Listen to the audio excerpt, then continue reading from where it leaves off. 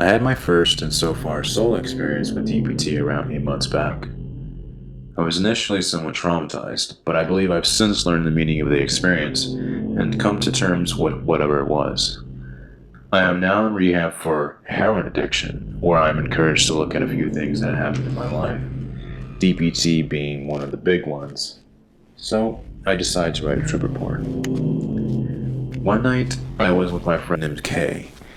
He had done a lot of Lucy and a few research chemicals before the experience, whilst I had done only research chemicals and mush. I had not yet popped my acid cherry.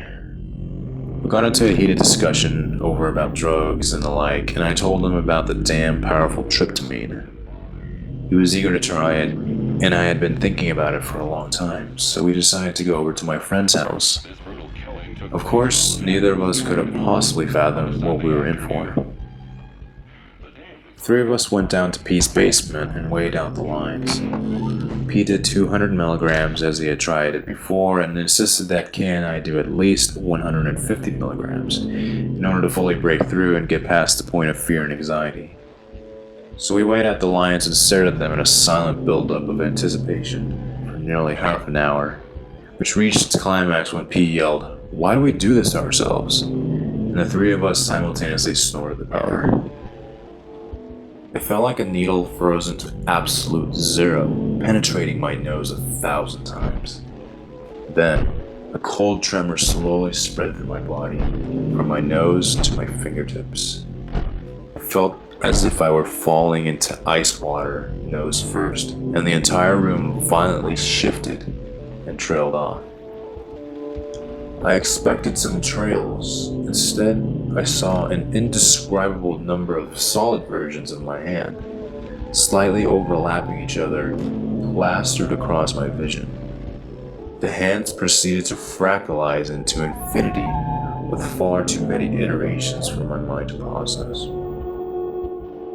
Kay and I looked at each other, and while English still existed, I screamed, "What the fuck did we just snort?"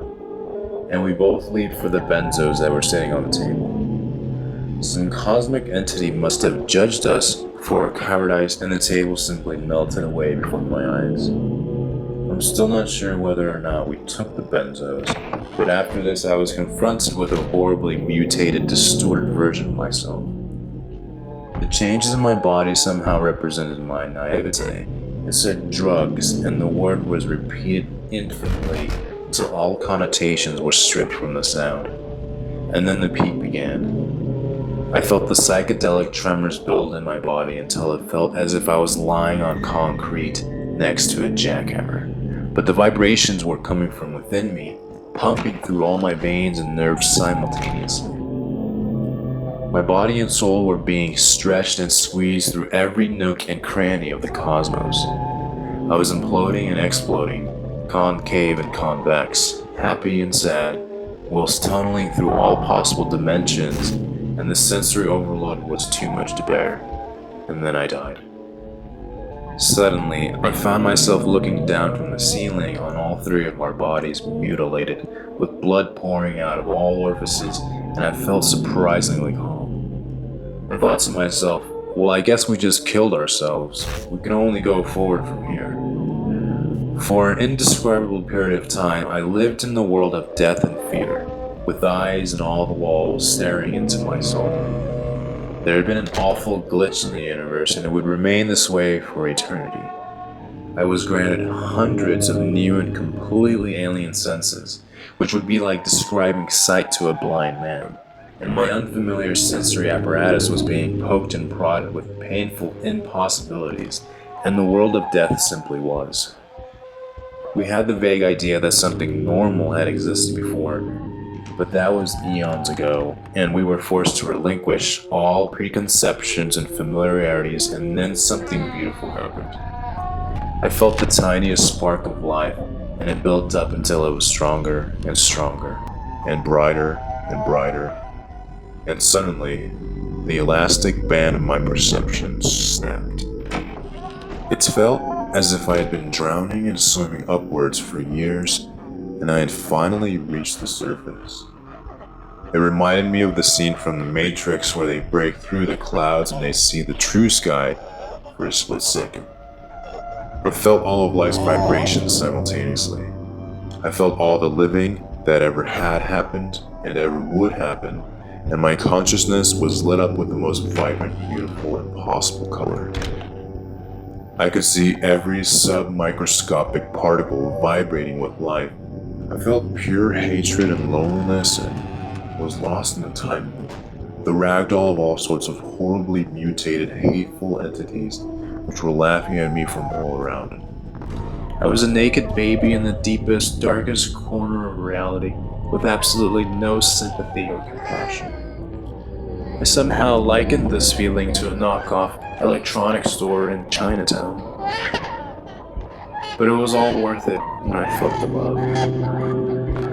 I was brought to a world where I felt the pure and distilled essence of love. It was love in all its forms, sexual, emotional, physical, and of the purest beauty conceivable. My new senses were being stroked and caressed by the universe. I felt all love that ever was or ever would be. Time no longer had meaning. I felt hints of what was to come. My ego was completely obliterated, and all that there was love, and it was beautiful. Complete. I was held at the very peak of orgasm for millennia, and then that climactic feeling somehow fractalized, and I felt millions of iterations of the feeling of pure physical and emotional pleasure all at once, and my hundreds of senses were melded together in pure synesthesia. The words ecstasy and bliss fall light years short of describing it. I lived in the worlds of polar opposite emotions for years, and it felt like they were coming together, spiraling upward, intertwining with each other, more and more tightly, like the chainsaw buildup of a techno drop. My perception was changing and morphing so quickly my brain could hardly process its surroundings. It was like playing a high-quality movie in a slow computer, with everything lagging somehow beautifully. My reality moved forward in beautiful, arabesque, intertwining lines, weaving into each other somehow digitally. It was the point where all complements unite, where all things come together, where there is no future, present, or past. Time is solid and distilled and meaningless, the purest expression of the oneness of the universe. It was like staring into the sun for 1,000 years, the light of the universe blinding all your senses and burning straight into your soul. There is no I, there is no ego. It simply is. It is God, it is the process. This was the DPT peak, the most mind-blowing possible experience, and as if to conclude this part of the experience, I was once again confronted with a strange aversion to this. This time, however, my form was immaculate and fine, emanating serenity and infiniteness, sitting in the lotus position and hovering above the ground with one finger to my lips. It was as if to say, the old you was wrong. This is no drug. This is holy. This is a sacrament. After the peak, once the ego begins to return, however, that's when the truly bizarre part of the trip begins. I found myself once again in Pete's basement. I was not yet back in my own body, but I now had some perception of my surroundings.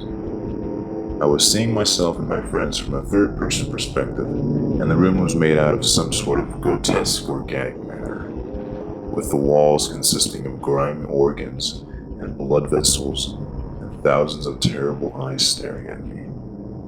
It was like being in a Zurich building from StarCraft. The trip then became some sort of awful parody of my own existence, taking on a dark and demonic funhouse sort of feeling, where everything was distorted and mutated in some sort of horrifyingly comedic way. I looked at Kay and said, "Dude, what the fuck?" And pointed at Kay, then he pointed at P, and P made a strange dismissive sort of, and then I said, "Dude, what the fuck?"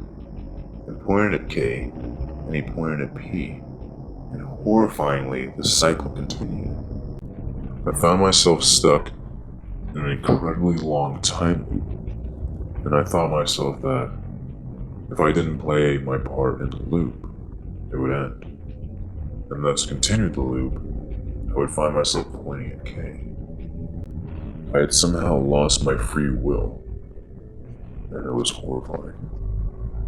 I truly believed I would be stuck in this loop eternally, but something strange happened. Kay's third eye opened up, and he bent down and vomited out his consciousness. There was this pink vomit-like fluid floating around the room. It looked like a liquid, but somehow it was solid. Kay's glasses had fallen in the liquid, and we simply stared at his consciousness. Then I saw him in the fetal position shivering, with the most horrified expression I had ever seen on his face. And some of the pink liquid which represented his consciousness found its way into my mind, and I felt what it was like to be him for a split second. And I started to get the fear.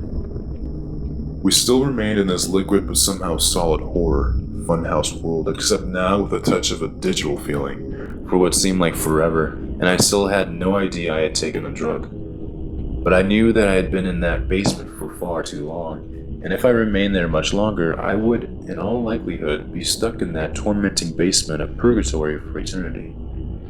So I made a run for the door, I ran for the stairs, and climbing the steps was a harrowing journey, as if through the intestinal tract of some strange monster, with my mind fully focused on that beautiful shimmering doorknob. I found myself sitting back in the chair, as if some cruel entity would rewind time whenever I came close to escape, toying with me horribly. I kept going in this process for ages, until it sounded like some sort of cosmic laugh tried to play. A cacophony of terrible laughter filled my ears, and I felt the most intense possible feeling of embarrassment.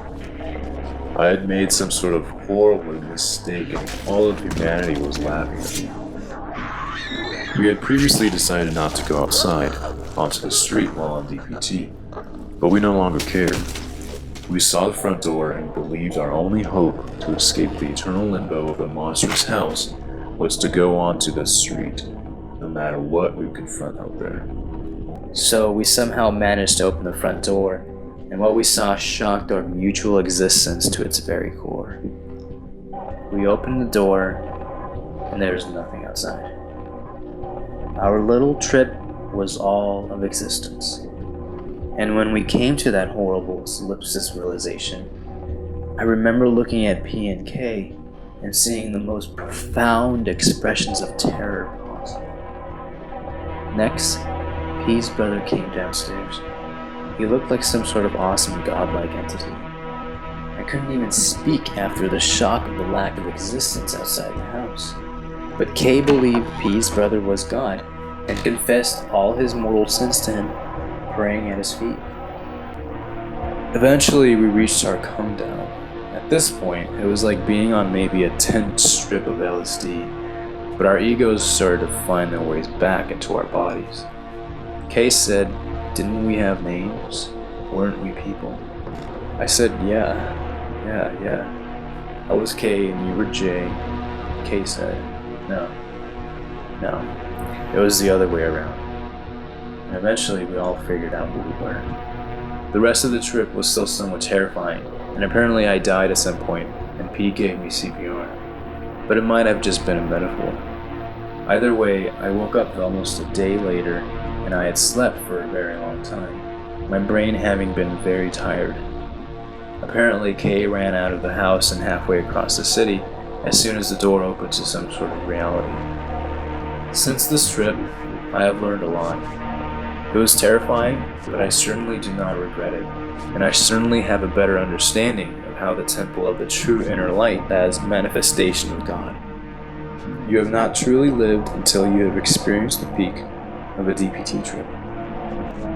Whether you've taken 100 milligrams or ACO DMT, 1 milligram of LSD or 100 milligrams of 2CE, absolutely nothing can prepare you for a DPT peak. there is no way to be ready except just to do it. I encourage people to try this compound, but be very wary. Don't fuck around with DPT. Damn powerful shit to me.